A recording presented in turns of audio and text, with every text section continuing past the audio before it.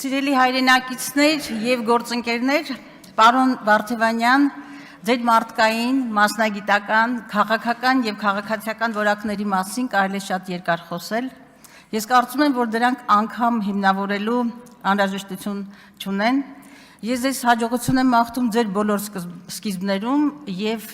կասկած չունեմ, որ հաջողելու եք։ Եվ ինձ թույլ տվեք անցնել այս օրերի հիմնական դիսկուրսին։ Գումարումը սկսեցինք մի ուղերձով, որի առանցքում դահլիճի բարեվարկությունն էր։ Առաջին հայացքից համոզիչ անգամ սպասված մոտեցում, բայց միայն առաջին հայացքից։ Ակնհայտ է, որ ԿՊ-ն փորձում է ավելի խորքային հարց լուծել, պարլամենտական երկրում փրկել ամենացածր վարկանիշ ունեցող պետական ինստիտուտի, ազգային ժողովի հեղինակությունը, որովհետև գիտակցում եք, որ այդ պատկերի հիմնական պատասխանատուն դուք եք քաղաքական մեծամասնություն։ Բայց այս դահլիճում ոչ միայն բարեվարկության կարմիր գծերն են հատվել, այլև քաղաքական կարմիր գծերը։ Այստեղ հնչել են հայտարարություններ։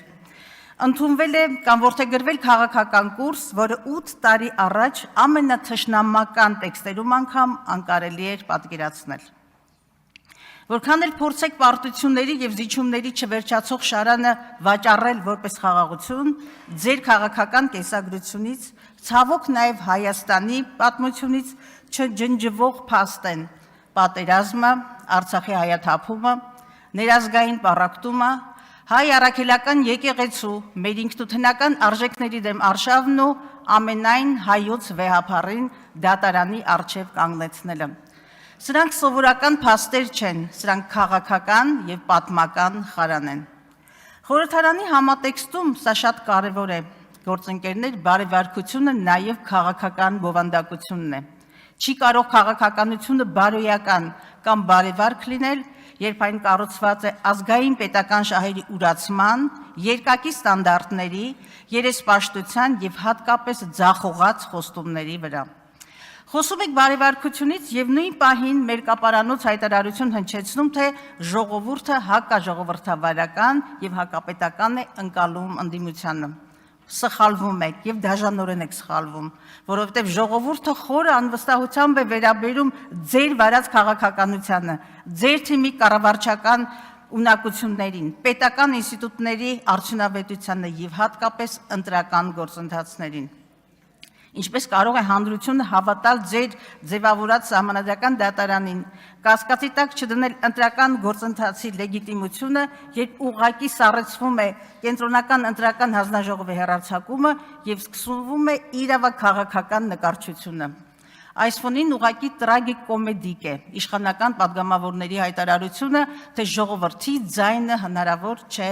խլացնել։ Այն էլ ինչպես է հնարավոր։ Եվ սա շատ կոնկրետ բնութագիր ունի,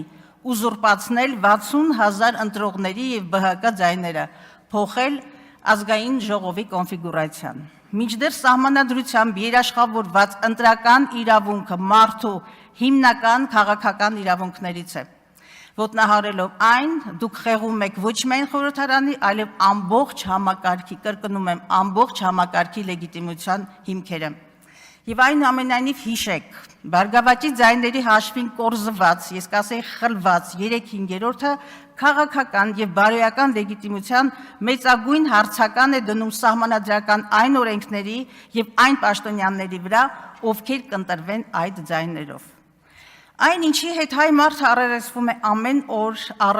աղերս չունի ոչ իրավական, ոչ էլ ժողովրդավարական պետության հետ։ Երկրում գնալով խորանում է դե յուրե եւ դե ֆակտո իրականությունների խզումը։ Թղթի վրա մեկ իրականություն, գետնի վրա բոլորովին այլ։ Սա անկեղծ ասած ինձ հիշեցնում է ԽՍՀՄ սահմանադրությունը, որի 4-րդ հոդվածը երաշխավորում էր քաղաքացիների իրավունքների եւ ազատությունների պաշտպանությունը, իսկ 6-րդը սահմանում, որ խորհրդային հասարակության ղեկավար եւ ուղղորդող ուժը նրա քաղաքական պետական համակարգի կորիզը կոմունիստական կուսակցությունն է։ Դուք քաղաքական նույն անպատասխանատվությամբ ոտնատակ եք տալիս նաև մեկ այլ սահմանադրական իրավունք, սեփականության սահմանադրական իրավունքը։ Երբ միևնույն ընդդիմադիրի նկատմամբ միաժամանակ արշավում եք հարկային, քրեական, վարչական գործողություններով, ավելի քան պարզ է, որ առաջնորդվում եք ոչ թե օրենքով,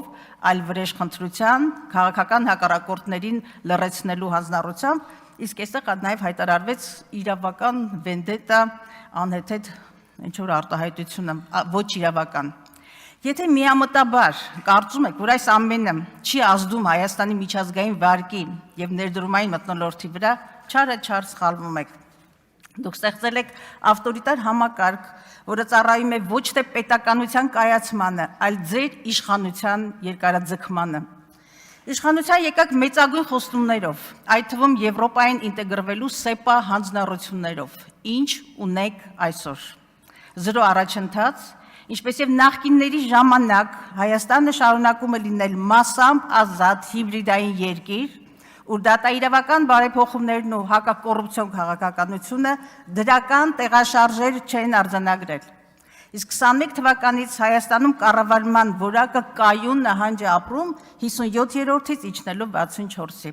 Ուսումնասիրեք բոլոր միջազգային ինդեքսները եւ ավելի աղետալի պատկեր կտեսնեք։ Մեկ այլ ոտնատակ տրված սահմանադրական եւ կոնվենցիոն սկզբունք Հայաստանի Հանրապետության Սահմանադրության 66-րդ հոդված մարդու իրավունքների կոնվենցիան, որին անդամագրվել ենք, անմեղության կանխավարկածը։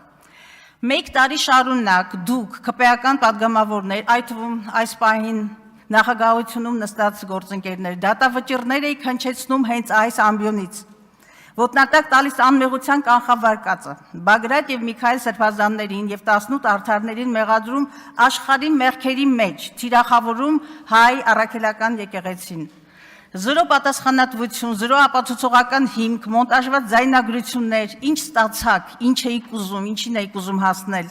ատելություն, հանրային թունավորման մթնոլորտ, խորացող հիասթափություն։ Այսօր նրանցից շատերը ազատության մեջ են, իսկ ՄԱԿ-ի անկախ փորձագետների եզրակացությունը մատնացույց է անում ձեր առաջադրված ահաբեկչության մեղադրանքների իրավական սնանկությունը եւ կարմիր թելերով կարված գործերը։ Իսկ այսօր ոչ ոք ձեզանից չի պատրաստվում ներողություն խնդրել այդ զրպարտության կամ անմեղության կանխավարկածը խախտելու համար խորհրդարանական երկրի ամբիոնից։ ԿՊ-ական մի падգամավոր խոստանում էր ընդդիմության քթից հատիկ առ հատիկ բերել 300,000 ադրբեջանցու խոսույթը։ Այս խոսքի գրայկությունը կամ գրայկաբանությունը մի կողմ թողնելով ուզում եմ հորդորել կամ պարզապես առաջարկել քաղաքական մեծամասնությանը։ Քաջություն ունեցեք եւ փորձեք Ալիևի կամ Հաջիևի քթից բերել, երբ վերջիններս Հայաստանի Հանրապետության քարտեզի ներքո Արևմտյան Ադրբեջանին նվիրված սիմպոզիումներ են կազմակերպում, երբ Արցախում ջնջվում է հայկական հոգևոր մշակութային հետքը, սա շարունակվող ցեղասպանությունն է, երբ Բաքվում հայ ռազմագերիներին են կեղեքում կամ պետական դահլիճներում հնչում է Երևանի ուշադրություն Երևանի հիմնը։ Դարձյալ ընտրական իրավունքի մասին հայ մարդը Հայաստանի Հանրապետության քաղաքացին Հայաստանի ամենամեծ հարստությունն է եւ նա իրավունք ունի մասնակիցը դառնալու իր պետության եւ հայրենիքի կայացմանը։ Դուք նրան էլ եք օտարում պետությունից, սպիտակավորելով որպես ընտրական տուրիստ։ Սա ոչ թե պետական մտածողություն է, այլ կարճաժամկետ կուսակցական դրսևորում։ Հարգելի գործընկերներ, ցանկացած զրոյական կետ պիտի կառուցվի սեփական սխալները տեսնելու ունակության, դրանց համար պատասխանատվություն կրելու եւ դրանք ուղղելու կարողության վրա։ Մինչդեռ ձեր զրոյական կետը ըստ էության ձեր քաղաքական ուժի, քաղաքական սխալների լեգիտիմացումն է։ Առերեսվեք ճշմարտությանը, ձեր թողած քաղաքական հետագծին եւ նաեւ ձեր մտքում ունեցեք, որ ձեզ ձայն է տվել ընտրելու իրավունք ունեցողների 29%-ը միայն, հիշեք այդ թիվը։ Եվ այդուհանդերձ ցավոք զրոյական կետից սկսելու շատ բան կա։ Այսօր առաջնահերթություն է Հայաստանում սահմանադրական կարգի վերականգնումը եւ Հայաստանի քաղաքացիների ֆունդամենտալ իրավունքների վերականգնումը։ Երկրում ազգային պետական ուղեգծի հաստատումը եւ ամենակարևորը վերականգնելու երկրի անվտանգային համակարգը, որ դուք կախման մեջ եք դրել Թուրքիայից եւ Ադրբեջանից։ Եվ այնուամենայնիվ մեր եւ ձեր անջրպետը իսկ ավելի անկեղծ հակամարտությունը գաղափարական արժե համակարգային է։ Դուք մերժում եք ընկալել եւ ընդունել, որ պատմականորեն մեր ինքնության, մեր լինելույթյան եւ մեր պետականության հետ խնդիրներ են ունեցել եւ այդ մասին այսօր էլ շարունակում են հայտարարել Թուրքիան եւ Ադրբեջանը։ վերջին ցեղասպանությունից 3 տարի էլ չի անցել։